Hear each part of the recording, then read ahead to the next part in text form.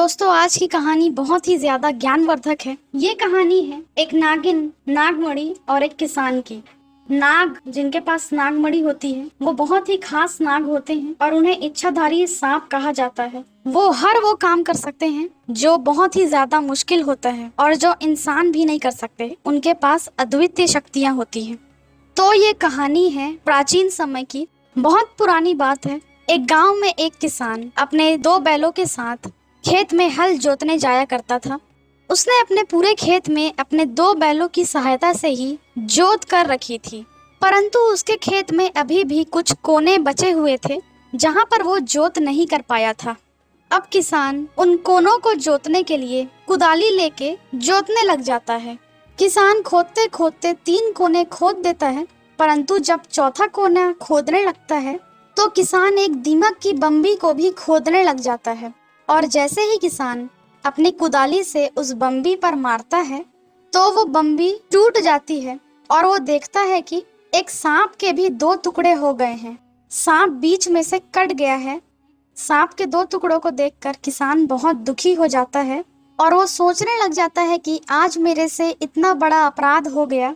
किसान मन ही मन बहुत ज्यादा पश्चाताप करता है और जब गौर से देखता है तो पाता है कि वहाँ सांप का एक छोटा सा बच्चा भी है। और ये देखकर किसान बहुत ज्यादा दुखी हो जाता है कि अब ये जो सांप का बच्चा है ये अनाथ हो गया और मैंने इस सांप को मार डाला। किसान सोचता है कि अब इस सांप के बच्चे का पालन पोषण कौन करेगा, और ये सोचकर किसान प्रतिज्ञा करता है कि इस सांप के बच्चे के सिर से उसके पिता का साया मेरी वजह से ही हटा है, इसलिए मैं ये प्रतिज्ञा लेता हूँ कि इस सांप के बच्चे का पालन पोषण मैं उसके पिता की तरह करूँगा और इस सांप के बच्चे को अपने पुत्र की भांति ही रखूँगा।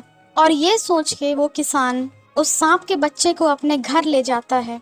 सांप के बच्चे को घर लाने के बाद किसान अपनी पत्नी से कहता है कि प्रिय, ये सांप का बच्चा है, इसका पिता मेरे हाथों मारा गया है, इसलिए अपनी गलती का पश्चाताप करने के लिए इस सांप के बच्चे को मैं अपने घर लाया हूँ और इसका लालन पालन हम अपने पुत्र की भांति करेंगे।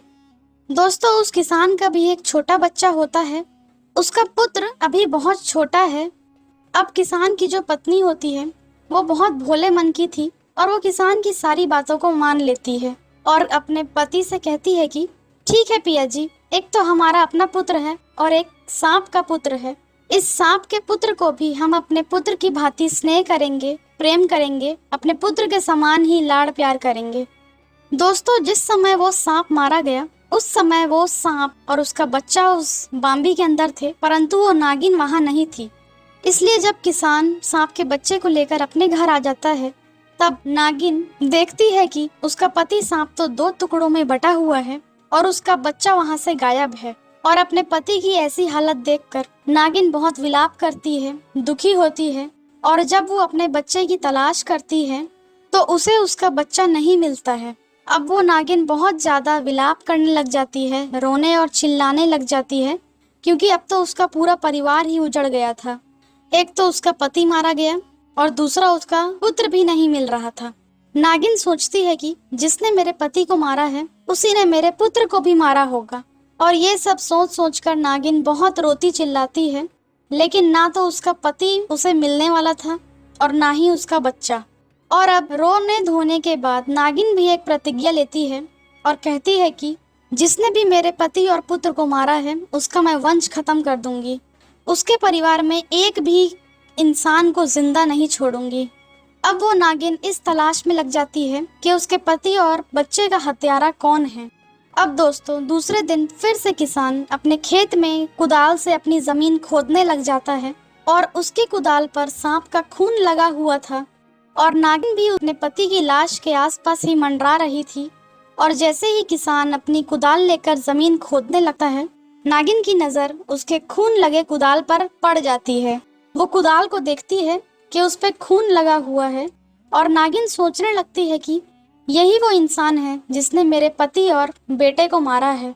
अब नागिन को ये पता चल चुका है कि उसके पुत्र और उसके पति का कातिल कौन है, इसलिए अब नागिन को अपनी प्रतिज्ञा पूरी करनी थी। इसलिए वो सोचती है कि पहले मैं इसके घर ठिकाने का पता लगाऊंगी, फिर पता लगाऊंगी इसके परिवार में कितने सदस्य हैं और फिर एक एक को मार कर डस कर मैं अपना बदला पूरा करूंगी। नागिन इस प्रकार की रणनीति बना लेती है। अब जैसे ही किसान खेत का काम खत्म करके अपने घर को जाता है तो नागिन भी उसके पीछे पीछे ही रवाना हो जाती है, किसान का पीछा करने लग जाती है। और जैसे जैसे किसान अपने घर तक जाता है वैसे वैसे ही नागिन पीछा करते हुए उसके घर तक पहुंच जाती है। और किसान की पत्नी दरवाजा बंद कर देती है तो नागिन बाहर ही रह जाती है। नागिन किसान के घर के अंदर प्रवेश करने के लिए जगह ढूंढती है परंतु उसे कोई जगह नहीं मिलती। अब नागिन पास में ही छिप कर बैठ जाती है और इंतजार करती है कि किसान कब अपने घर का दरवाजा खोले और ये उसके घर में प्रवेश करे। अब कुछ ही देर में किसान की पत्नी घर का दरवाजा खोलती है, नागिन उसके घर में घुस जाती है और नागिन प्रवेश करते ही देखती है कि उसके घर में एक छोटा सा बालक पालने में झूल रहा होता है। और नागिन सोचती है कि सबसे पहले मैं इसके पुत्र को ही समाप्त कर दूंगी ताकि किसान को पता चले कि पुत्र वियोग क्या होता है। यही सोचकर नागिन किसान के पुत्र के पालने की तरफ जाती है और किसान के पुत्र को डस लेती है। लेकिन जैसे ही घर से बाहर निकलने वाली होती है तो किसान की नज़र नागिन पर पड़ जाती है। वो देखता है कि कोई सांप मेरे घर से निकल रहा है और किसान सोचने लग जाता है कि ये ज़रूर वही सांप है जिसके परिवार की मेरे हाथों मृत्यु हुई थी और ये मेरे घर के अंदर आ गई है। इसका मतलब ज़रूर इसने मेरे पुत्र को नुकसान पहुंचाया है। और ये सोचकर किसान पुत्र के पालने की तरफ बढ़ता है और उसकी पत्नी भी वहीं आ जाती है और देखते हैं कि उनके पुत्र को नागिन ने डस रखा है। दोनों पति पत्नी चिल्ला चिल्ला कर विलाप करते हैं और अपने पुत्र को गोद में उठा लेते हैं और यहाँ वहाँ भागना शुरू कर देते हैं कि कहीं कोई राज वैद्य मिल जाए तो उसका इलाज करा पाए। परंतु रात्रि होने के कारण कोई भी राज वैद्य उपलब्ध नहीं होता। उस जमाने में तो कोई भी हॉस्पिटल नहीं हुआ करते थे, सिर्फ वैद्य हुआ करते थे। और कुछ ही देर में किसान के पुत्र के मुंह से झाग भी निकलने लग जाता है और पूरा बदन नीला पड़ जाता है। दोनों पति पत्नी खूब रोने चिल्लाने लग जाते हैं और अंत में उसका पुत्र की मृत्यु हो जाती है और वो अपने पुत्र का दाह संस्कार कर देता है।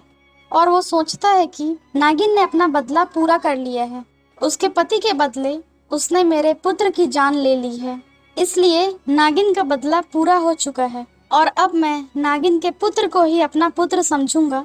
नागिन का पुत्र अब हमारे पास है, इसलिए अब हम अपने पुत्र की भांति उसका लालन पालन करेंगे।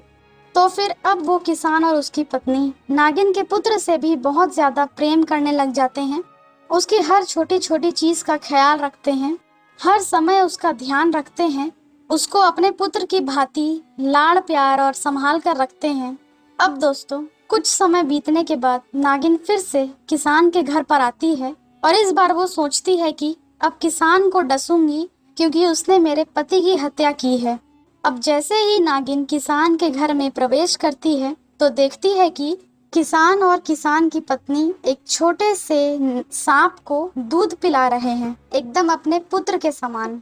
और वो बच्चा नागिन का बच्चा होता है और ये देखकर नागिन बहुत हैरान हो जाती है कि किसान और किसान की पत्नी उसके ही पुत्र को दूध पिला रहे हैं।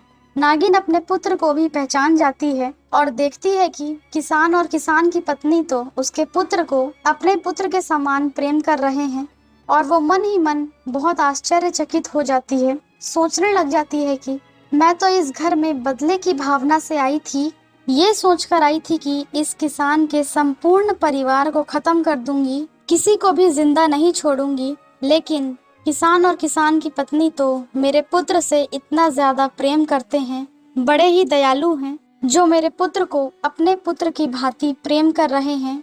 और इस दृश्य को देखकर नागिन रोने लग जाती है, उसकी आंखों से आंसू बहने लग जाते हैं। वो अपने किए पर बहुत ज्यादा पश्चाताप करने लग जाती है। दोस्तों अब नागिन किसान के घर से वापस चली जाती है और अपने मरे हुए पति के पास जाकर कहती है कि पिया जी, मुझसे बहुत बड़ा पाप हुआ है। हो सकता है किसान ने आपको अनजाने में मार दिया हो, लेकिन मैंने तो जानबूझकर किसान के पुत्र को मौत के घाट उतार दिया है और इस बात की मुझे बहुत ही ज्यादा पछतावा हो रहा है। किसान और किसान की पत्नी तो बहुत ही ज्यादा धार्मिक प्रवृत्ति के हैं, जो हमारे पुत्र को अपने पुत्र की तरह प्रेम कर रहे हैं। अब वो नागिन बहुत ज्यादा पश्चाताप करने लग जाती है, बहुत ज्यादा रोती है। और फिर 4-5 दिन बाद फिर से वो नागिन किसान के घर में जाती है।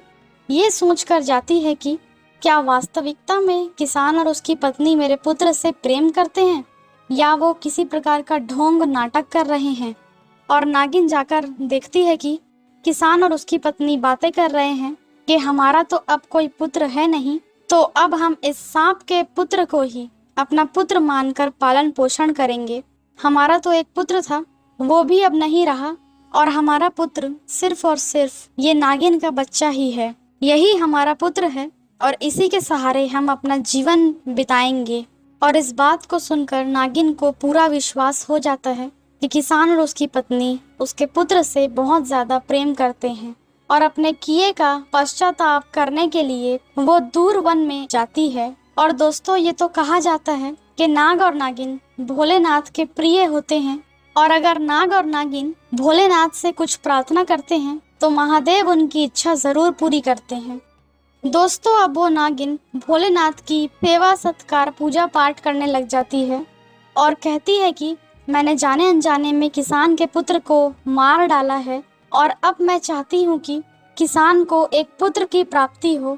दोस्तों, उस नागिन की पुकार को महादेव भोलेनाथ सुन लेते हैं, और कुछ दिनों बाद ही एक पंडित और पंडिताइन दौड़ते हुए भागते हुए किसान के घर के पास पहुँचते हैं, और उनके हाथों में एक छोटा नवजात शिशु होता है। और वो लोग किसान से कहते हैं कि वो गुंडे हमारे पुत्र और हमें मार देंगे, कृपया करके आप हमारे पुत्र को बचा लीजिए। और ये कहकर पंडित और पंडिताइन अपने नवजात शिशु को किसान के हाथों में थमा देते हैं और वहां से भाग जाते हैं।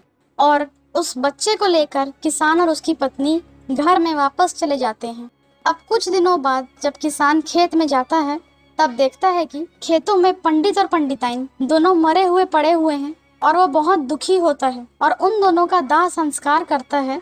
और अब किसान और उसकी पत्नी पंडित के पुत्र का भी अपने पुत्र के समान लालन पालन करने लग जाते हैं। और एक दिन नागिन फिर से किसान के घर में आती है और देखती है कि किसान अपने दोनों पुत्र को खिला रहा था, यानी कि पंडित के पुत्र को भी और नागिन के पुत्र को भी।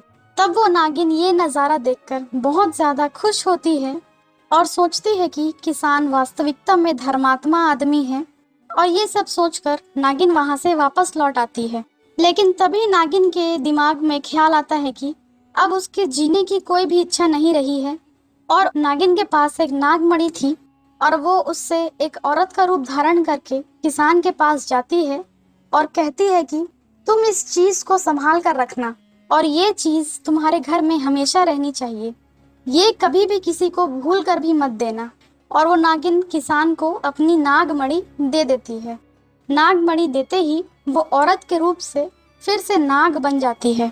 किसान समझ जाता है कि वो यही नागिन है, और अपने पुत्र को एक नज़र देखती है और किसान से कहती है कि मेरे पुत्र का हमेशा ख्याल रखना, लेकिन इतना ज़्यादा भी विश्वास मत करना, क्योंकि हमारी प्रजाति दुष्ट प्रजाति है, और अब मेरा पुत्र स्वयं की रक्षा करने में सक्षम है और ये बड़ा भी हो गया है। और अगर मेरा पुत्र कभी गलती से तुम्हें नुकसान पहुंचाए या डस ले, तो तुम्हारे पास ये नागमणि है, तुम इस नागमणि को वहां रख देना जहां नाग ने डसा है, और तुरंत ही उसका जहर पूरा खत्म हो जाएगा और व्यक्ति स्वस्थ हो जाएगा। और ये कहकर नागिन वापस किसान के घर से निकल जाती है, और नागिन अपने पति के पास जाकर अपने प्राण त्याग देती है, और किसान नाग और नागिन का भी दाह संस्कार कर देता है। दोस्तों, इस प्रकार से किसान का परिवार पूर्ण हो जाता है, और किसान नागिन के पुत्र और पंडित के पुत्र दोनों को ही अपना पुत्र मानकर अच्छे से लालन पालन और पोषण करता है, और पूरा परिवार अब सुखी से रहते हैं। दोस्तों, कुछ समय बीतने के बाद वो नागिन का पुत्र भी भोलेनाथ की भक्ति करने लग जाता है, और उसे भी एक नागमणि प्राप्त होती है, और वो भी मनुष्य के रूप में किसान के घर आया जाया करता है, और उस किसान के घर में कभी भी किसी भी चीज की कोई भी कमी नहीं हुई। दोस्तों, कहानी यही खत्म होती है। उम्मीद करते हैं आपको कहानी अच्छी लगी होगी। यदि ये ज्ञानवर्धक कहानी अच्छी लगी हो तो वीडियो को एक लाइक जरूर करें, अपने दोस्तों के साथ शेयर करें, कमेंट्स में बताएं कहानी कैसी लगी। हम ऐसे ही रोचक ज्ञानवर्धक कहानियाँ लेकर आते रहते हैं, इसलिए आप चैनल पर नए हैं तो एक सब्सक्राइब जरूर करें। मिलते हैं नई वीडियो में। वीडियो देखने के लिए बहुत बहुत धन्यवाद।